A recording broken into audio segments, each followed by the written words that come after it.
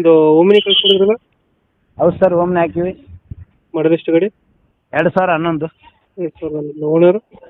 3ನೇ owner. Documents ಎಲ್ಲ running ಇದೆಯಾ? ಹಾಂ, ಡಾಕ್ಯುಮೆಂಟ್ಸ್ ಎಲ್ಲ ರನ್ನಿಂಗ್ ಐತೆ ಸರ್. ಗಾಡಿ ರನ್ನಿಂಗ್ ಎಷ್ಟಾಗಿದೆ?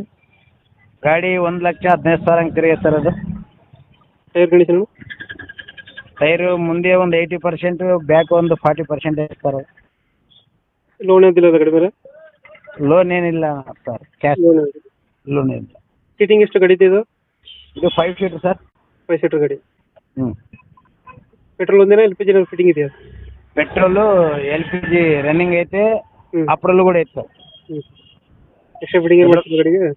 ಏನು ಸರ್? ಎಕ್ಸ್ಟ್ರಾ ಫಿಟ್ಟಿಂಗ್ ಏನು ಮಾಡಿಸಿಲ್ಲ ಗಾಡಿಗೆ?